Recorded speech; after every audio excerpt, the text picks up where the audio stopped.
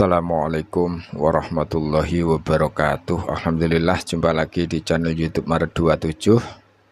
Semoga kita semua selalu dalam lindungan Allah Subhanahu wa Ta'ala, senantiasa mendapatkan limpahan rahmat, taufik dan hidayahnya, dimudahkan segala urusan kita baik di dunia maupun di akhirat. Amin, Allahumma amin.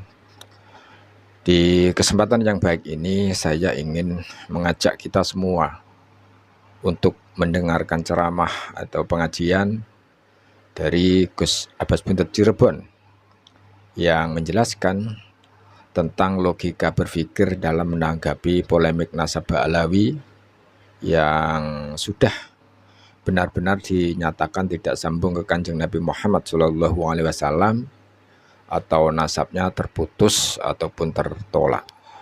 Langsung saja kita dengarkan bersama, kita simak bersama penjelasan dari Gus Abbas Buntet Cirebon ini agar kita benar-benar paham dan mengerti tentang polemik nasab Ba'alawi. Sebelumnya, terima kasih yang selalu mendukung channel ini. Mohon maaf jika ada salah kata. Akhirul kalam. Wassalamualaikum warahmatullahi wabarakatuh. Itu sudah tidak usah berdebat masalah nasab lagi karena udah fix. Karena nasabnya Ba'alawi memang sudah putus. Karena apa fixnya? Wa fi anfusikum afala ta'qilun. Ayatnya Allah ada pada diri kalian sendiri, itu tes DNA, dan DNA udah selesai. Ternyata ya udah Askenazi, ya udah karena diterima saja. Tinggal apa? Saya tidak membenci habaib, tetapi habaibnya harus menerima. Kenapa sebabnya? Jangan sampai menyalahi nggak mau menerima ilmu.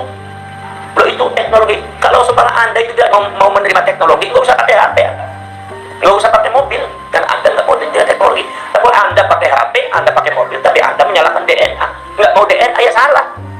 Itu sama-sama teknologi, dan teknologi itu harus semua terus berkembang. Ya. Saya yakin pada waktu zamannya Mbah Hasyim Asy'ari kan belum ada teknologi, makanya genetika itu masih belum bisa ditemukan, belum bisa ditemukan.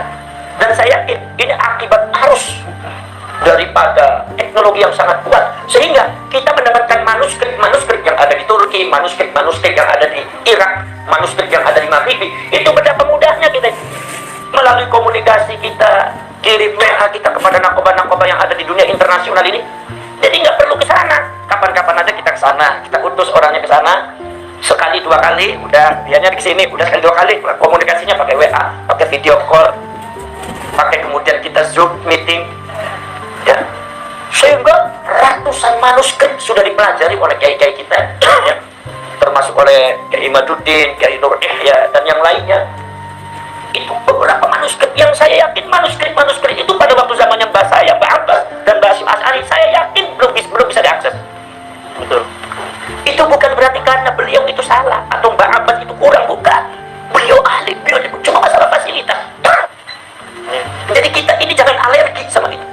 Kalau kita suka mau mengkonfrontir, oh itu Mbah Hasyim Asy'ari lebih alim, Mbah Abbas lebih alim, kalau harus mengaku sahabat, bukan masalah itu. Ini masalah fasilitas. Dulu belum ada WA. Mbak saya waktu haji di Mekah itu bolak-balik 3 bulan, di kapalnya saja 1,5 bulan.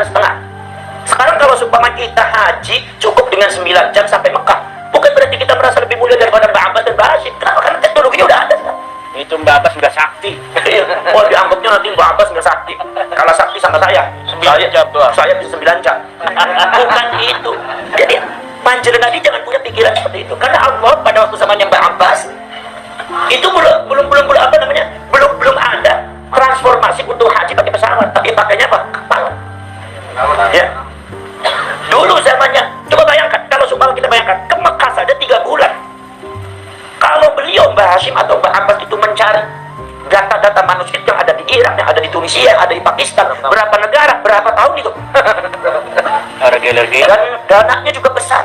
Zaman dulu zaman perjuangan. Jadi sama sekali. Makanya beliau itu tidak bicara masalah nasab ketika itu. Saya yakin kalau beliau itu hidup dan sekarang terbukti bahwasanya habaib itu bukan cucunya Rasulullah, baik secara data nasab dan secara DNA, pasti beliau jawab, saya nulis Sayyid dan Habib itu bukan bicara nasab. Kan saya sudah bicara dilalatun ala sihatin naqli. Memang caranya menulis seperti itu. Caranya orang menulis itu yang mutqin, orang thiqah yang dipercaya itu begitu harusnya. Di sini syekh, di sini syekh, di sini Sayyid, di sini Sayyid, di sini bin, di sini bin. Bener enggaknya terus? Bener enggaknya itu kan urusan nasab, bukan urusan masalah dilalakan ala siatin nabi atau bab riwayat. Iya, betul. Nah, contohnya seperti ini, saya akan mencontohkan yang ada di YouTube saya. Saya mencontohkan ini. Imam Ibnu Malik itu namanya bukan Muhammad bin Malik, tapi Muhammad bin Abdullah bin Malik. Cuma karena Muhammad bin Abdullah ini mirip Rasulullah, makanya Imam Ibnu Malik tidak mau disebut Muhammad bin Abdullah, pengennya Muhammad bin Malik. Makanya seluruh nukilan yang ada di kitab-kitabnya beliau, qala Ibnu Malik. Ketika seumpama Basim As'ari nulis kitab qala Ibnu Malik, jangan disalahkan oleh kita. Gimana Basim tuh? Udah tahu. Masa Ibnu Malik padahal Muhammad bin Abdullah bin Malik. Kata Basim, kalau Basim itu pasti bilang, lah wong di situnya tulisnya Ibnu Malik, ya saya tulis Ibnu Malik. Itu kan itu Muhammad bin Abdullah, itu urusan nasab, bukan urusan riwayat.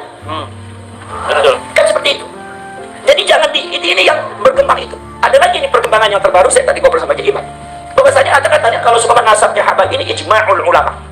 Saya baca tulisannya, yang saya baca itu ulama yang disebutkan paling-paling 10 ulama juga nggak ada. Lah kalau Anda menyebutkan hanya 10 ulama, kita juga bisa menghadirkan 200 ulama yang membatalkan bahannya. Jadi yang ijma' mana?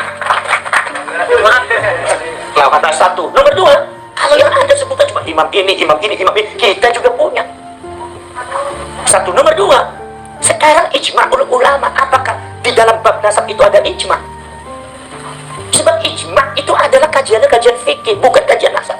Kalau kajian nasab itu sama dengan kajian riwayat hadis. Apa? Kajian data.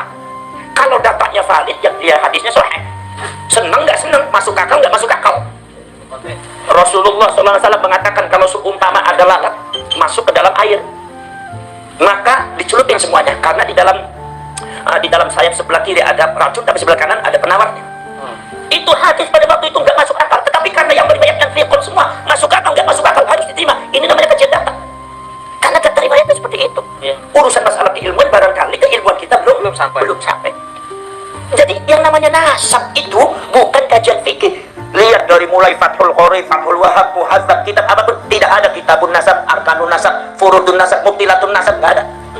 Nasab itu ada kitabnya sendiri, tidak masuk dalam kajian ilmu fikih. Nomor dua, kemudian sama dengan usul hadis, riwayat itu tidak ada di kajian fikih, karena ilmu riwayat itu ilmu data. Lah kalau seumpama ilmu data diijmakan, berarti tidak ada Bukhari Muslim. Sekarang kalau seumpama ada ulama 100 mengatakan hadis ini sahih, tapi kata Imam Bukhari dan Muslim mengatakan hadis ini dhaif, pasti ulama mengatakan, seluruh ulama hadis mengatakan, maka yang dipegang adalah apa? Ma sahhahul Bukhari, ma dha'afahul Bukhari, ay ma qalahul Bukhari wa Muslim. Apa yang dihukumi oleh Imam Bukhari dan Muslim, ini harus diterima walaupun 100 orang mengatakan sahih. Ini menunjukkan bahwa di ilmu riwayat itu tidak ada ijma'. Ada di Bukhari Muslim, rawahu Syaikhaini, muttafaq alaihi ay ma mattafaqahu Bukhari dan Muslim Riwayat. Riwayat di dalam data riwayat. Jadi bukan masalah ijma'. Ijma' itu adanya di fikih dalam memahami Al-Quran dan hadis. Ada qadiyyu thubut wa qadiyyu dilalah, qadiyyu thubut wa qadiyyu dilalah, qadiyyu thubut wa qadiyyu dilalah, qadiyyu thubut wa qadiyyu dilalah. Sehingga ini orang nggak bisa nebak, harus ulama-ulama yang pintar. Maka di sini otoritas ulama sangat menentukan. Itu ada data. Kenapa Imam Hakim itu kita mustadraknya? Padahal Imam Hakim itu pada waktu zaman hidupnya disebutnya Amirul Mukminin fil hadis. Amirul Mukminin bukan sekedar hafid. Amirul Mukminin fil hadis. Ulama sangat alim, tetapi kenapa kita mustadraknya tidak diunggulkan oleh para ulama? Kenapa? Karena data sejarah mengatakan Imam Hakim itu menulis kitab mustadrak itu pada waktu umur 60 tahun. Dan itu Imam Hakim sudah mulai ikhtilat, banyak yang lupa, bercampur riwayatnya. Nah di sini makanya sudah sekalian. Makanya dalam ilmu riwayat dan ilmu nasab itu nggak ada ijma'. Kalau nggak ada itu Bukhari Muslim nggak ada. Yang ada ya marawahul Bukhari wa Muslim, kitab Sahih Bukhari, Sahih Muslim, cukup 2 orang udah bisa ngalahin semuanya. Walaupun ada Imam Tabrani, walaupun ada Imam Baihaqi, ada Imam Hakim, udah 3 orang berapa orang yang nggak bisa. Ya Bukhari Muslim itu yang sahih. Karena makanya ada yang mengatakan bahwa Bukhari Muslim itu adalah ashabul kutub ba'dal Quran. Kenapa bisa seperti itu? Karena memang tidak ada ijma'. Kalau di hadis, kalian buka kitab usul hadis, mau dari mulai Mahmud Tohan sampai Nuruddin Abdul An-Naqd fi usul hadis, atau sampai seumpama Taqribur Rawi ala Syarh Taqrib bin Nawawi karangannya Imam Suyuti yang nyarahi Imam Nawawi, mensyarah kitabnya Imam Nawawi. Silakan Anda cari, ada tidak sekitabul ijma' fil hadis, ijma' fi riwayat al-hadis, tidak ada. Yang ada muttasil, muqati', mudraj, mudallas, itu ada. Tadlis itu ada, babu tadlis, al-jarh wa ta'dil itu ada. Kenapa? Itu kajian data. harus semangat menjawab. Kadang-kadang gemes juga. Makanya saya kadang-kadang telepon sama apa namanya, sama Ki Iman, ini supaya ide-ide itu supaya bisa dipantai tuh. Dan saya minta kepada Ki Iman yang di Tegal, nggak usah mundur, jawab terus masalah nasab. Semakin dilarang semakin dibahas. Jadi kenapa sih takut tuh? Kalau zaman sekarang kok muhibinnya Mbak Alwi dan Mbak Alwi ini kok takut-takutan ayat-ayat nasab. Dia hampir sama dengan orang munafik. Kalau mendengarkan ayat Allah ibarat disambar petir kata Allah. Kenapa mereka sehingga banyak mendengarkan Muhammad jangan bicara ayat Al-Quran, Muhammad jangan baca ayat Al-Quran. Tidak, diturunkan ayat Al-Quran mereka yang sambar petir. Loh, kenapa karakternya sama? Nggak boleh baca ayat nasab. Kalau saya semakin dilarang semakin bicara.